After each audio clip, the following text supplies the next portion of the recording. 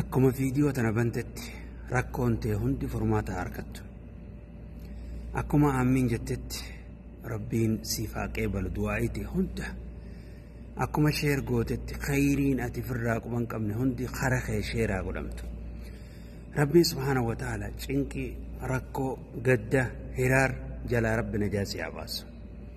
Ammumatti riskii barakaa qabdu. Rabbi siif kanneen si haa gammachiisu.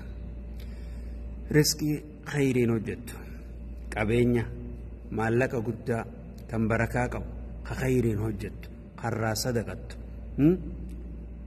kan gartee bultii ittiin jaarrattu ka jireenya kee ittiin oofattu ka Makkaa Madiinaa ittiin ziyaartu ka rahima kee ittiin maxxanfattu kan dhabaa nama gartee harka qalleeyyii ittiin gargaartu rabbi siif kanneen si haa gammachiisu. Ilmaan diiniin si haa gammachiisu. Umrii barakaa qabdu rabbi si haa gammachiisu.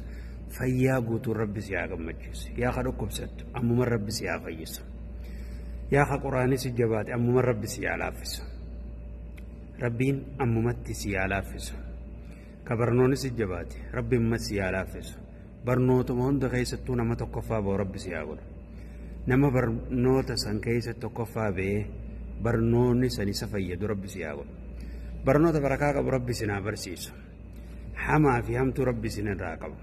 Nama hamtuu isinii yaadu ka khayrii ta'e isin hin feene rabbi isin irraa qabu. Siiriin isin argin. Ijji budaa isin argin.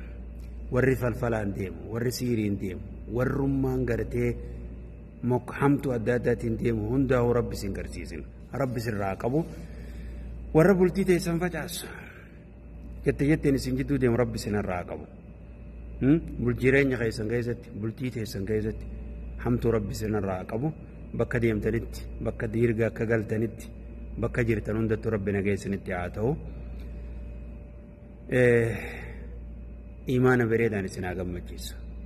Nama khaatima bareed durkate rabbi nu haa godhu. Diin kana namatti dalagu nama baratee dalagu anaaf silillee rabbi nu haa godhu. Ammumatti rabbi si haa gammachiisu walumaan rabbi nu haa gammachiisu. Nama firri kee kan du'ee jiru ka islaamaa rabbiin qabrii isaanii caffee jannataa isaaniif haa godhu. Jannata irraa firdoos keessatti warra wajji gammadu rabbi walumaanuu nu haa godhu. Nama nuti jaalannu hundaa wajjin fira keenya hundaa wajjin rabbi warra jannata firdoos keessa gammadu rabbi nu haa godhu. Biyya teenyallee biyya nagaa rabbi haa godhu. Ta bilisummaa qabdu ta qabeenya qabdu biyya nagaa qabdu biyya jaalala qabdu ta tokkummaa qabdu biyya kasii rabbi nu haa godhu. Ummata gartee Filistiin Gaazaa kanallee rabbi isaaniif haa dirmatu. Rabbi isaan haa gargaaru. Ifuma biraa rabbiin isaaniif haa dirmatu. Ammumatti rabbiin isaaniif haa dirmatu. Amiin amiin. Sallallahu alaihi wa sallam ala nabiyyina Muhammad wa ala alihi wa sahbihi ajma'in.